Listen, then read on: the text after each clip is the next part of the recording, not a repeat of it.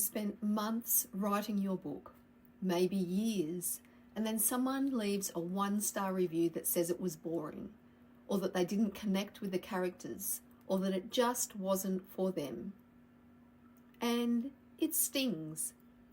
Even if you tell yourself it doesn't, even if you know logically that not every book is for every reader, it still stings.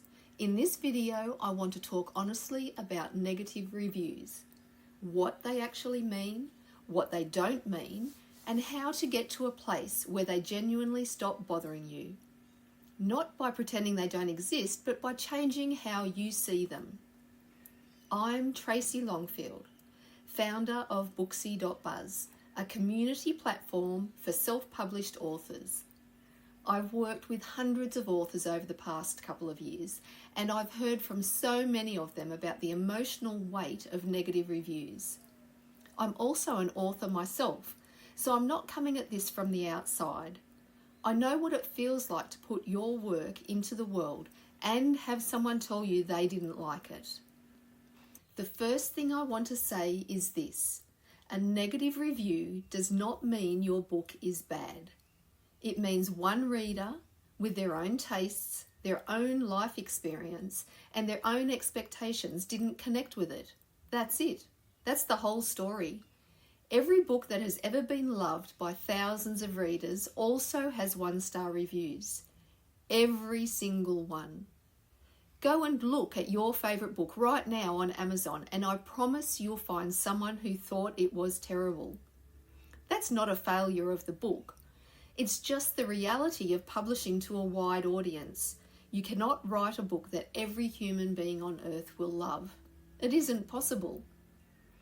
What a negative review actually tells you is that your book reached a real reader, someone who wasn't paid to leave feedback, who wasn't your friend or your family, who came to your book with genuine expectations and gave you their honest response.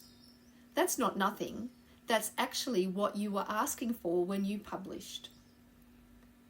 Here's something that surprises a lot of authors when I tell them. A book with a mix of star ratings, some 5s, some 3s, the occasional 1 or 2, actually looks more trustworthy to readers than a book with nothing but 5-star reviews. Think about it from a reader's perspective. If you see a book with 47 reviews and every single one is 5 stars, something feels a little off. It doesn't look natural. It looks managed. But a book with 4.3 stars, a healthy spread of ratings and a mix of opinions, that looks like a real book that real people have read and responded to honestly. That's actually more compelling. Amazon's own systems also respond to review activity, not just review scores. A book that is being read and reviewed, even with some lower ratings, is a book that's getting engagement. So that 3-star review you got last week, it's doing more good than you might think. Knowing all of that doesn't always make it easier in the moment though. So let's talk about what actually helps. The first thing: don't read your reviews when you're already tired or having a hard day. This sounds simple, but it matters. Everything lands harder when your reserves are low. If you're going to check your reviews, do it when you're in a good headspace and have some distance from your current work. The second thing: separate the feedback from the feeling. Sometimes a negative review contains something genuinely useful. A reader who says the pacing felt slow in the middle, or that a character's motivation wasn't clear, that's feedback you can learn from. But you can only hear it if you're not in the middle of an emotional reaction. So let yourself feel whatever you feel first. Close the review, come back to it in a day or two with fresh eyes and ask yourself, is there anything in here worth considering?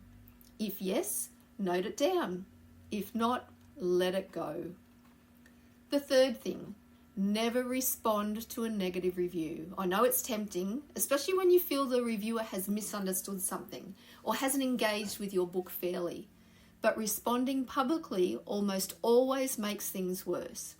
Readers who see an author responding defensively to a negative comment Remember that far more than the review itself. Your silence is dignity. Let the review sit and let your other reviews speak for themselves.